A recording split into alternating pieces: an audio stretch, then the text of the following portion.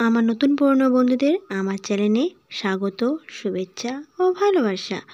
নমস্কার বন্ধুরা, প্রিয়াঙ্কা বেঙ্গলি ব্লগে তোমাদের আরও একবার স্বাগত, শুভেচ্ছা ও ভালোবাসা। আজ চলে এলাম আরও একটা ব্লগ ভিডিও নিয়ে প্রতিদিনের মতো। আর আজকেও তোমাদের সাথে একটা না দুটো রেসিপি শেয়ার করব।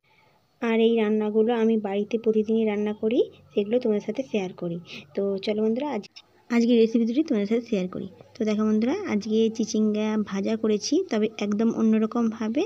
এছাড়াও লাউ ভাজা রয়েছে, এটা তোমাদের সাথে পরবর্তীতে শেয়ার করব। আজকে প্রথমে চিচিঙ্গা ভাজাটা কীভাবে করেছি আর স্পেশালভাবে সেটাই তোমাদের সাথে শেয়ার করব। তো দেখো বন্ধুরা, প্রথমেই আমি ভিতরে আঁতিগুলো ফেলে দিয়েছি চিচিঙ্গার। আর দেখো এভাবে সরু সরু করে কুটে নিয়েছি। এই যে চিচিঙ্গাগুলো কুটে ধুয়ে নিয়েছি। আর দেখো আলুটাও সরু সরু করে ভালো করে কুটে নিয়েছি, এইভাবে কুটে নিয়েছি। আর আলুগুলোও না ধুয়ে নিয়েছি ভালো করে। এবার তোমাদের সাথে চিচিঙ্গার সঙ্গে আর স্পেশাল কী মশলা দেবো সেটাই তোমাদের সাথে শেয়ার করব। তো চলো বন্ধুরা, মশলাগুলো তোমাদের সাথে শেয়ার করি। এবার স্পেশাল মশলাগুলোর মধ্যে রয়েছে পেঁয়াজ কুচি, টমেটো কুচি, আর রয়েছে কাঁচা লঙ্কা কুচি, আর রয়েছে পোস্ত। এছাড়া আরও একটি স্পেশাল মশলা রয়েছে, সেটা হচ্ছে গরম মশলা। আর দেখো শুধু গরম মশলা নয়, জিরে গুঁড়ো আর গরম মশলা মিক্সড ভাজা করে তাকে গুঁড়িয়ে রেখেছিলাম, সেটাই হচ্ছে স্পেশাল মশলা। তো দেখো বন্ধুরা, এবার হচ্ছে স্পেশাল মশলা তোমার সাথে শেয়ার করলাম। এই যে গুঁড়োটাই হচ্ছে স্পেশাল মশলা। তো এটা সহজেই বাড়িতে বানানো যায়, আমিও বানিয়েছি। এবার তোমাদের সাথে ভাজাটা শেয়ার করি। তো দেখো বন্ধুরা, কড়াতে আমি তেলটা দিয়ে দিয়েছি। কড়াটা গরম হতেই তেলটা দিয়েছি। আর দেখো চিচিঙ্গাটা তুলে দিয়েছি তেলেতেই, আর আলুটাও তুলে দিলাম একসঙ্গেই। এবার চিচিঙ্গা আলুকে ভালো করে ভেজে নেব। তার আগে পরিমাণ মতো নুন দিয়ে দিলাম। এবার আমি ভালো করে একটু নেড়ে নেব। নুনটার সঙ্গে সবজিগুলো ভালো করে মিশিয়ে নেব। এভাবে কিছুক্ষণ নাড়াচাড়া করার পর তারপরে আমি হলুদ গুঁড়োটা দিয়ে দেবো। আমার সমস্ত বন্ধুদের অনুরোধ, প্লিজ তোমরা স্কিপ না করে পুরোটা ভিডিওটা দেখো। আর অবশ্যই কমেন্টে জানিও ভিডিওটি তোমাদের কাছে কেমন লেগেছে। তো দেখো বন্ধুরা, হলুদ গুঁড়োটা দিয়ে দিলাম কথা বলতে বলতে। আর দেখো হলুদ গুঁড়ো দিয়ে আর একটু ভালো করে এইভাবে নেড়ে চেড়ে নিচ্ছি ভাজিটাকে। কিছুক্ষণ নাড়াচাড়া করার পর এবার আমি ফাইনালি কিছুক্ষণের জন্য চাপা দিয়ে দেবো, কারণ একটু সেদ্ধটাও হয়ে যাবে, এতে সবজিগুলো ভালো হবে। কিছুক্ষণ আমি চাপাটা দিয়ে দিলাম। তো দেখো বন্ধুরা, এবার আমি কিছুক্ষণ পর তুলে নিয়েছি। আর দেখো সেদ্ধটা কত সুন্দরভাবে হয়ে গিয়েছে। চিচিঙ্গা আলু ভাজাটা অনেকটাই সেদ্ধ হয়ে গিয়েছে। এবার আমি পেঁয়াজ কুচিটা দিয়ে দেবো। প্রথমে কিন্তু আমি পেঁয়াজ কুচিটা দিয়ে দিইনি। আর দেখো একটু ভালো করে সেদ্ধ হয়ে গিয়েতে তারপরে আমি পেঁয়াজ কুচিগুলো দিয়ে দিলাম। আর টমেটো কুচিটাও একসঙ্গেই আমি দিয়ে দিয়েছি।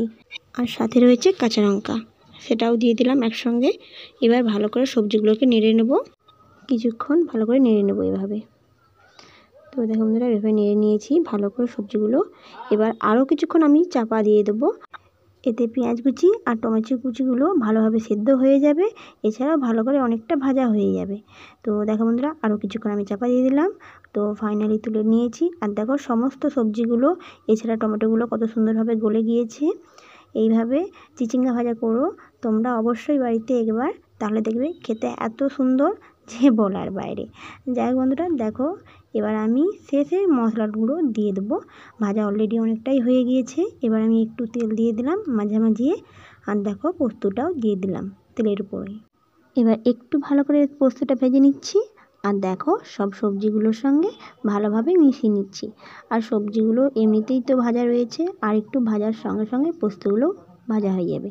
আর দেখো শেষে মশলা জিরে গুঁড়ো আর গরম মশলা, যেটা আমি ভেজেই রেখেছিলাম, বাড়িতে তৈরি করে রেখেছিলাম, সেটা ভালো করে একটু মিশিয়ে নিয়েছি।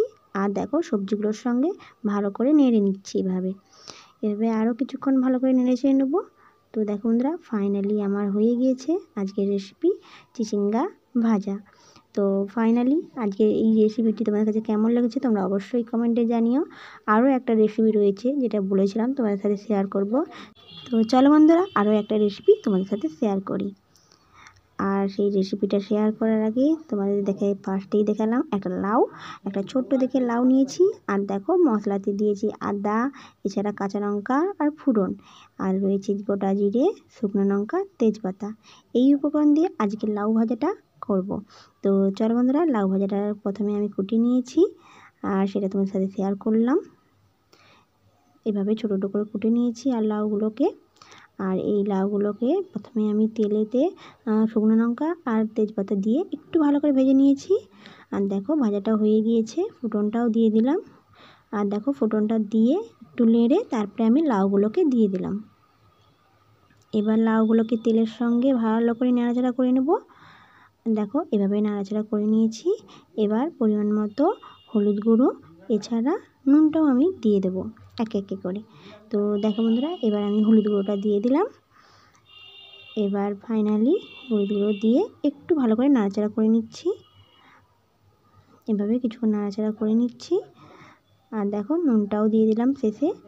এবার ভালো করে আরও একটু ভালো করে নেড়ে চেড়ে নেবো লাউ ভাজাগুলোকে। তো দেখো বন্ধুরা, এবার কিছুক্ষণ পরে তোমাদের সাথে কালারটা শেয়ার করি। এই দেখো কত সুন্দর কালার হয়েছে। অলরেডি কিছুক্ষণ দেওয়ার পরে এত সুন্দরভাবে হয়ে গিয়েছে কালারটা। এবার আরও কিছুক্ষণ আমি ভাজা করে নেব। আর দেখো জলটাও বেরিয়ে গিয়েছে, লাউটা ছোট তাই খুব সহজে জলটা বেরিয়ে গিয়েছে। এবার আমি কিছুক্ষণ চাপা দিয়ে দেবো।